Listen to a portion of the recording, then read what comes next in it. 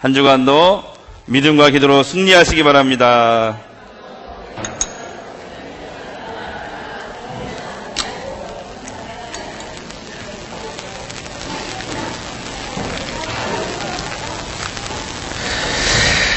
지난 6월 우리 사회의 큰 이슈가 되고 또 한국 교회의 큰 논쟁거리가 되었던 그런 것이 메르스 말고 또 하나가 있습니다. 여러분 뭔지 아십니까?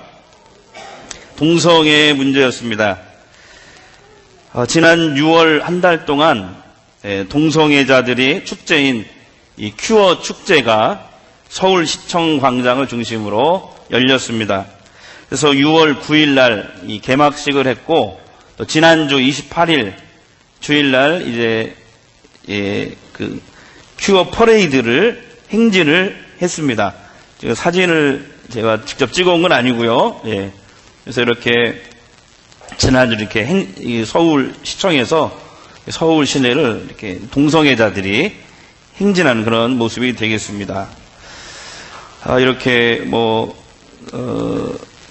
각종 옷을 입고 이렇게 거리를 이렇게 행진을 했던 것이죠. 그래서 우리나라에서 이 동성애자들이 축제를 하는 동안에 미국에서 어떤 일이 있었냐면 2주 전인가요? 동성 결혼 합헌 결정이 났습니다. 그러니까 남자와 남자가 결혼해도 법에 저촉되지 않는다. 여자와 여자가 결혼해도 접촉되지 않는다. 그래서 이 큐어 축제, 우리나라 이 큐어 축제 분위기가 더 고조되었다고 합니다. 그러나 큐어 축제가 진행되는 동안에 한국교회, 이 보수 교회들을 중심으로 해서 반대 집회가 열렸습니다. 그래서 보시면은 자 이런 모습들인데요. 이렇게 덕수궁인가요? 시청 광장 주변에 그 주변에서 이렇게 동성애에 대한 극렬한 반대 집회를 열었다고 합니다. 그래서 대부분의 이 한국 교회의 이 보수 교단들은 동성애를 죄로 이렇게 보고 동성애자들을 혐오하고 또 극렬한 이런 반대 집회에 그동안 참여하였습니다. 거리에 나온 교인들은 이제 시청 일대가 떠들썩하게 마이크를 대고 통성 기도를 하고 찬송가를 부르고 또 경찰 저지선 안쪽에 있는 경찰들의 보호를 받고 있는 이 동성애자들을 향해서 사탄아 물러가라, 그렇게 회개하라 이러면서 외쳤다고 합니다. 큰 충돌은 일어나지 않았지만 어쨌든 난리가 났었죠.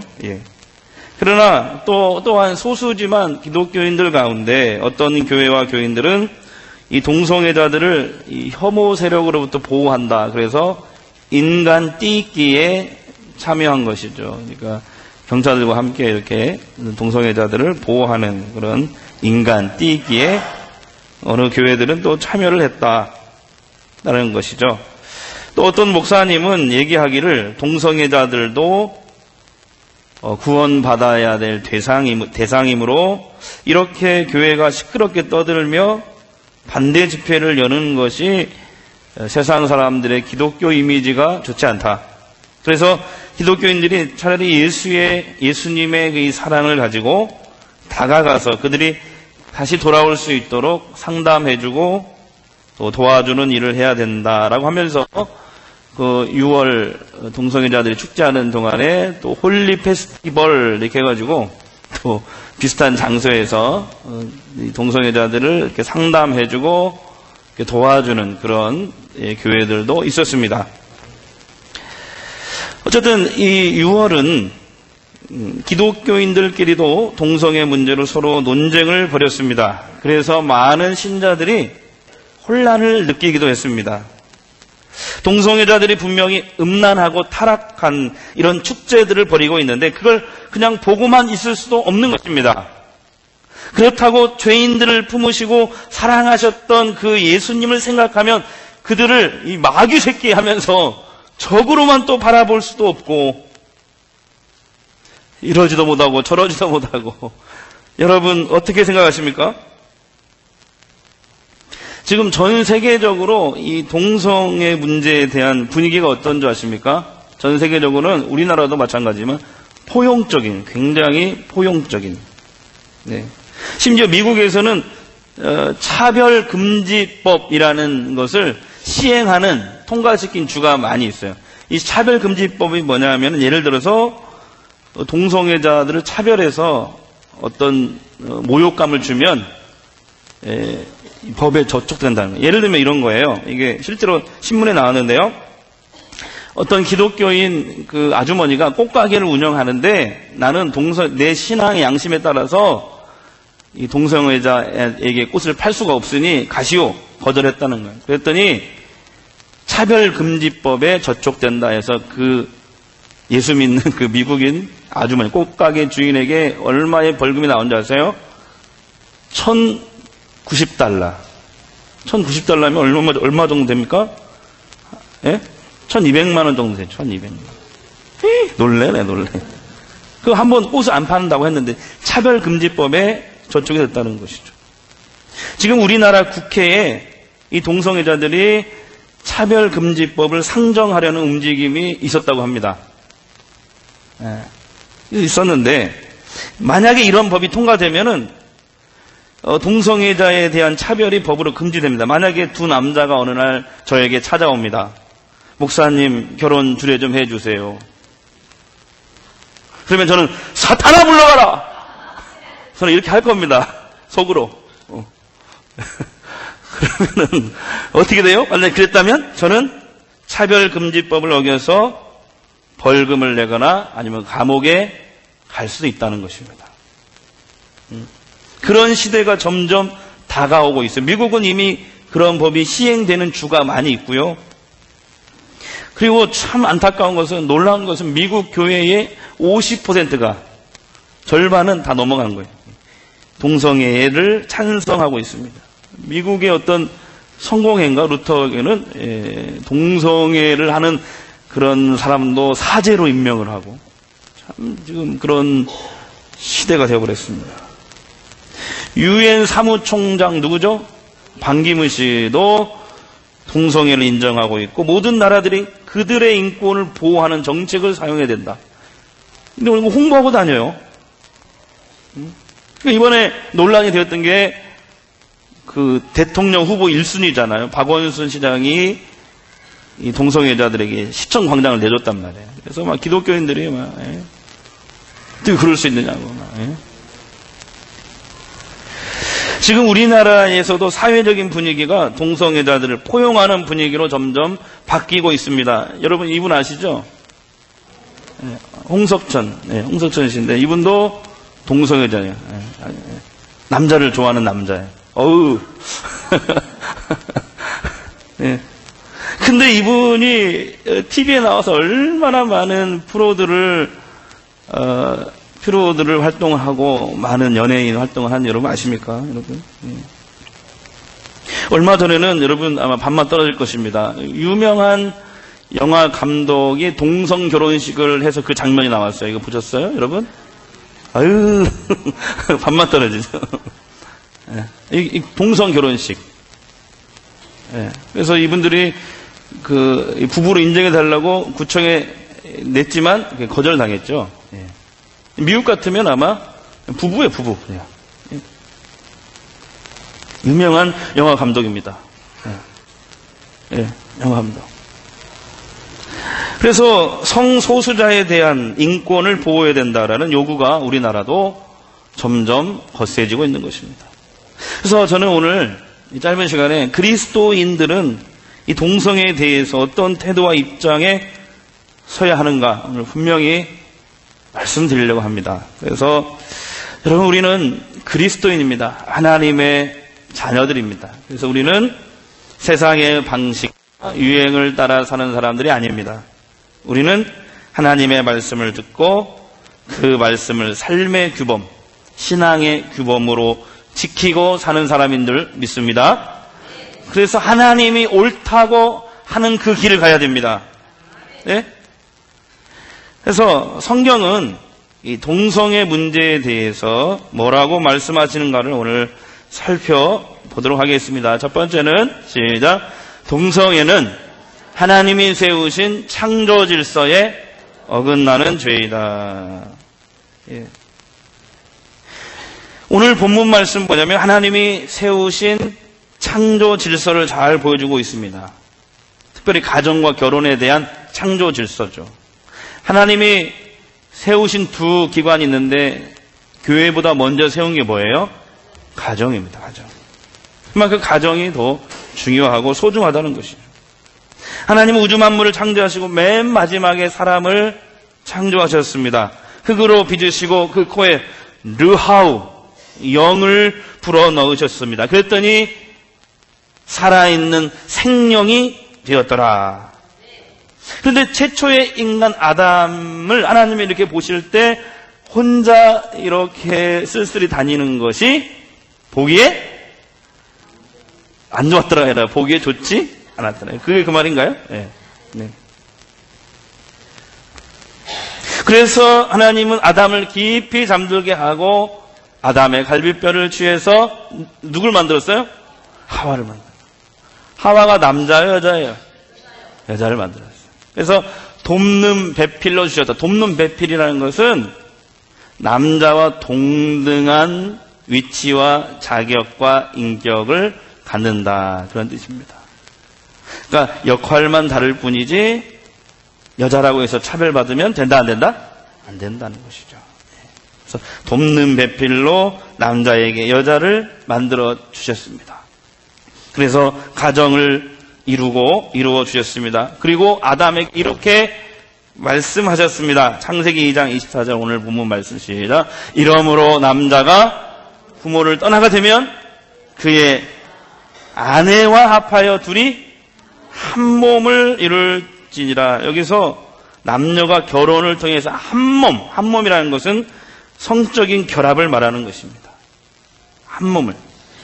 그러니까 아담이 남자와 결혼을 하고 한 몸이 되라고 그랬어요? 아니죠? 아내와 여자와 합하여 어떤 성적인 결합을 통해서 그 사랑의 열매로 자녀를 얻는 것입니다. 그 다음에 또 이렇게 말씀하셨어요. 창세기 1장에 시작. 하나님이 자기 형상대로 사람을 창조하시되 남자와 여자를 창조하시고 하나님이 그들에게 복을 주시며 하나님이 그들에게 이르시되 생육하고 번성하고 땅에 충만하라. 이거 중요한 거니까. 요즘 시대에 아기를 많이 안 낳아요. 1.5명밖에 안 낳는데. 이대로 가다가는 뭐 나라가 없어질지도 모른다는 그런 얘기가 나왔어요. 다시요. 시작. 생육하고 번성하고 땅에 충만하라. 시작. 저기 어르신들은 안 따라서 해도 됩니다. 죄송합니다. 어르신들은 안 따라서 해도 돼요. 해당되시는 분들만 큰 소리로 저를 보시고 시작. 생육하고 번성하고 땅에 충만하라. 삐지신 분들이 있어요. 그러면 안 돼. 할 수 있거든. 무슨 말이냐. 믿는 자에게는 능치 못할 일이 없느니라. 그런 눈빛으로 저를 쳐다보시는데 할 수 있다 하시니는 나의 능력 주 하나님 의심 말라 하시고 능력 준다 하시네. 할 수 있다. 할 수 있다 하신 주 할 수 있다 하신 주 믿음만이 능력이라 하시네. 믿음만이 능력이라 하시네. 어느 집에 며느리가 들어왔는데 아기를 못 낳는 거예요. 그래서 목사님에게 기도를 받기를 원해서 목사님이 신방을 왔대요. 그래서 며느리의 머리에 손을 얹고 간절히 기도를 했습니다. 그랬더니 며느리는 아멘을 안 하고 누가 그 아멘을 크게 해요? 시어머니가 아멘! 한 달 뒤에 누가 아기를 가졌을까? 시어머니가 가졌다는 그런 얘기가 있습니다. 아멘을 잘해야 돼. 아멘. 생육하고 번성하여 땅에 충만하시기 바랍니다. 더 이상 낳기 싫은가 봐. 셋째 낳고 넷째 낳는 사람은 제주도 가족 다 보내드리도록 하겠습니다. 넷째 낳는 사람. 해당되시는 분들 아셨죠? 늦지 않았습니다. 그래서 가정에 대한 하나님이 세우신 질서는 뭐예요? 남자와 여자가 서로 동등한 돕는 배필로서 성적인 결혼을 통해 성적인 결합을 통해서 그 사랑의 열매로 자녀를 얻게 되는 거죠. 그 자녀를 하나님의 뜻대로 잘 키우고, 그래서 하나님을 섬기는, 혼자서 하나님을 섬기는 게 아니라 가정이 하나님을 섬겨라, 그런 것이죠. 그런데 동성애는 하나님이 세우신 이런 창조 질서를 깨트리는 것입니다. 그래서 결혼은 남자와 여자가 하는 것이지 남자와 남자가 하고 여자가 하는 것이 아닙니다. 동성 간의 성행위나 결혼은 하나님의 인간 창조의 목적에 빗나가기 때문에 죄가 되는 것입니다. 성경에서 죄라는 단어가 하마르티아라는 말인데, 하마르티아가 뭐냐면 화살을 이렇게 쐈는데 그 화살이 반역에 맞지 않고 빗나가다, 이런 뜻이에요.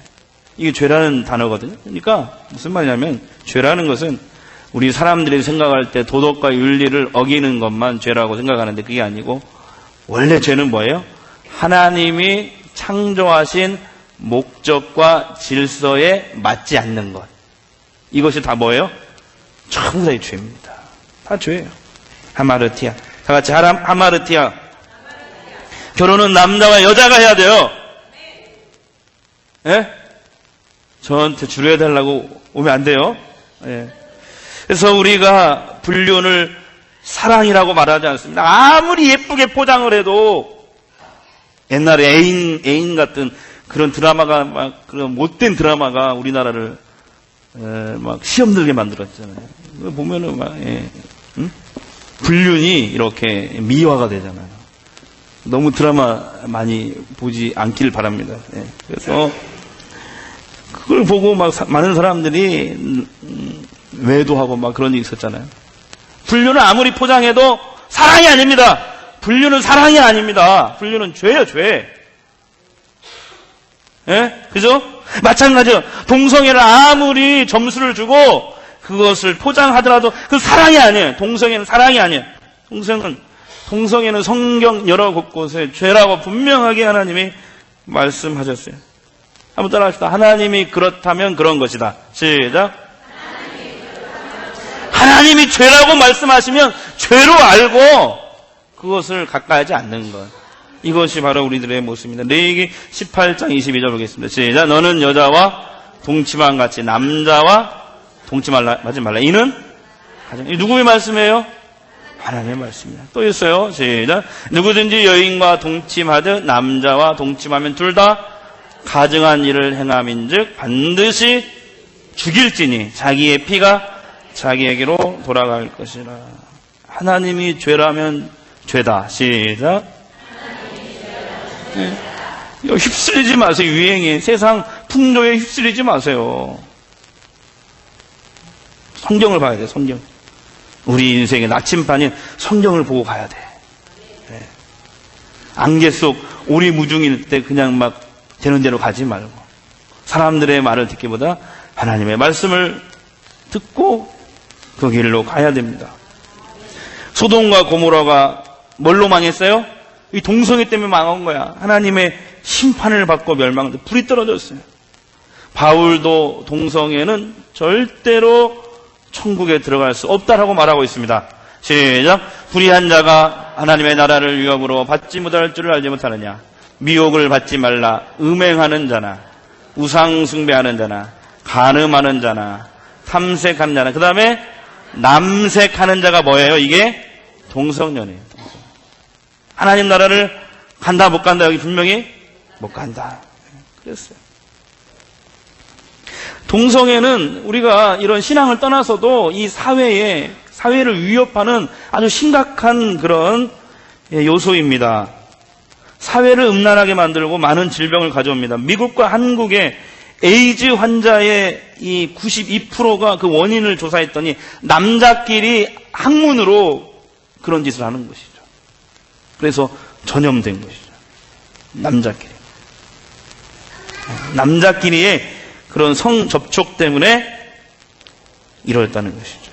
만약에 우리나라도 차별금지법이 통과되고 동성애에 관한 포용적인 정책이 앞으로도 계속해서 이루어진다면 앞으로 우리나라는 이 가정에 대한 가치관이 무너지는 거예요. 그 가정이 무너지고 이혼하는 가정이 늘어나고 얼마나 많은 우리들의 이 자손들이 젊은이들이 성적으로 타락하고 장래와 생명을 에이즈로 인해서 위협받는 심각한 그 결과를 초래하게 될 것입니다.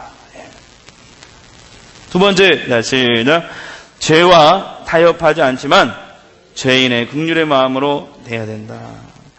그러니까 이 말이에요. 동성애는 죄잖아요, 죄.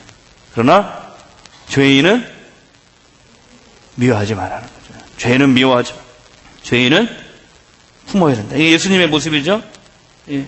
죄는 미워해도 죄인은 사랑하고 품자. 시작. 분명히 동성애자도 아까 앞에서 말한 어느 목사님의 얘기처럼 하나님의 은혜로 구원받아야 될 대상이면 분명합니다. 그래서 우리 그리스도인들은 죄에 대해서 끝까지 타협해서는 안 되지만 죄인은 긍휼의 마음으로 품고 그들을 받아들여야 돼. 도와줘야 돼. 예수님은 사마리아 마을에 가셨을 때 남편을 여러 번 바꾸고 사는 죄인인 여자를 만나셨습니다. 이 여인은 동네 사람들이 죄인이라고 손가락질했습니다. 돌을 던졌습니다. 그러니까 그 동네 사람들을 피해서 낮에 더운 정오 때 물을 길러러 간 거예요. 근데 거기에 누구를 만난 거예요? 예수님 만난 거예요. 예수님과 대화가 시작되었습니다. 그곳에서 우물가의 여인이죠. 예수님은 그 여인의 죄를 한 번도 지적하지 않았습니다. 성경이 한 번도 지적하지 않았어요. 오히려 그를 품어주셨습니다. 사랑과 긍휼의 마음으로 대해주셨습니다. 그때 그 여인은 예수님이 메시아인 것을 알았던 것입니다. 마음의 변화가 찾아온 거예요. 예수님, 내가 이제는 다시는 죄짓지 않고 예수님이 구원자라는 사실을 전파하는 사람이 되겠습니다. 그리고 마을에 들어가서 복음을 전파하잖아요.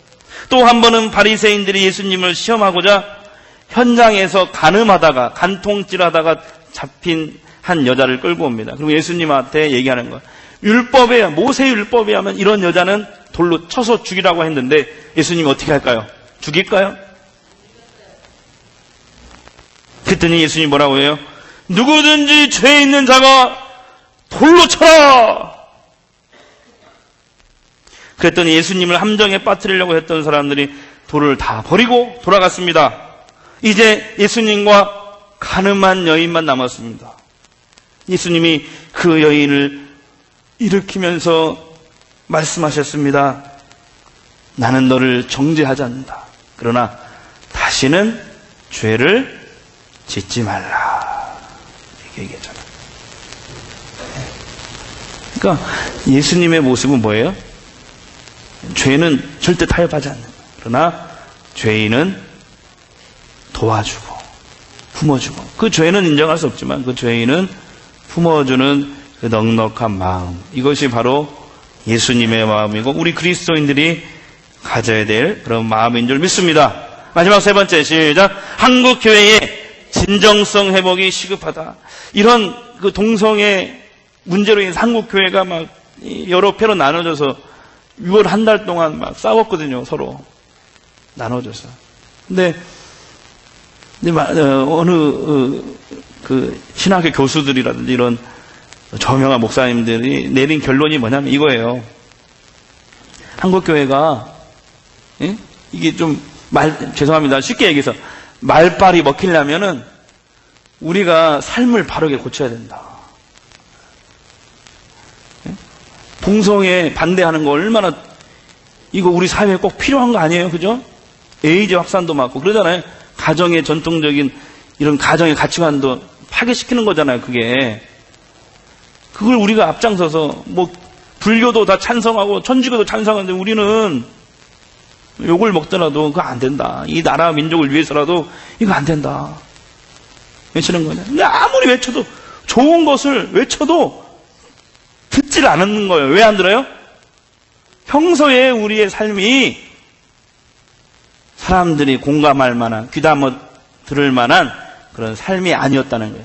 쉽게 말해서 친절한 금자씨처럼 너나 잘하세요. 그런 식이야 지금. 그렇다는 거예요. 그래서 이번에 동성애 축제에 우리는 정말 나라를 사랑하는 마음으로 그 동성애자들을 회개하고 돌아오는 그런 마음으로 그 집회를 기도를 했는데, 그 반대 집회를 보는 세상 사람들은 뭐라고 얘기를 하냐면, 공통적으로 기독교는 저렇게 동성애자도 포용하지 못하는 편협하고 이기적인 종교다, 이렇게 얘기하고 있어요. 그러니까 사회의 빛과 소금의 역할을 감당하지 못하는 교회가 되다 보니 뭔 얘기를 해도 안 먹히는 거예요. 그래서 신학교 교수들이나 이 저명한 목사님들이 뭐라고 얘기하면, 이제 우리 한국 교회가 정신을 차리고 교회의 진정성을 회복해야 된다. 그래서 어떤 얘기를 해도 이 사회가 우리 말에 공감할 수 있도록, 교인들이 진정성과 건강성을 회복해야 된다. 한마디로 뭐냐면, 지난주에 얘기했죠. 말씀을 생활해야 된다는 거예요. 말로만이 아니라 이제는 행동으로 예수님의 사랑과 용서, 이런 삶의 좋은 모습들을 보여줘야 된다는 거예요. 이것을 뭐예요? 공공성의 진정성 회복이다, 이렇게 얘기를 하는 것입니다. 사랑하는 여러분, 말씀을 생활합시다. 우리 사랑의 마음, 용서의 마음으로 이웃에게 다가가십시다. 섬기는 그리스도인 돼야 돼요. 섬기는 그리스도인. 그래서 교회의 진정성을 회복해야 됩니다. 여러분이 주변 사람들에게 좋은 믿음과 인격의 그런 사람들이 돼야 돼요. 여러분들이 우리 주변에 있는 사람들에게 좋은 이웃이 되어줘야 됩니다. 한 주간도 하나님의 은혜가 여러분 삶 가운데 충만하기를 바랍니다. 성찬식 하도록 하겠습니다.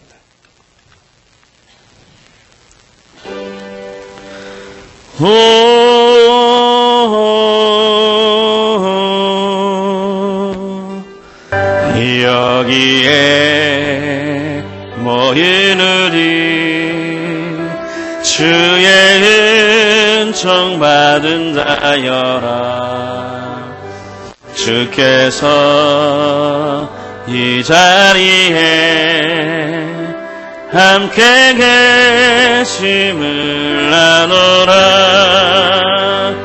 언제나 주님만을 찬양하며 따라가리니 시험을 당할 때도 함께 계심을 믿노라. 이 믿음 너를 그세라. 주가 지켜주신다. 어두운 밤에도 주의 밝은 빛 노하여 주신다. 이제는 우리 주 예수 그리스도의 은혜와 하나님 아버지의 무한하신 사랑하심과 성령님의 감화감동 충만케 하신 역사로 하나님의 말씀은 반드시 그대로 이루어지는 것을 믿습니다.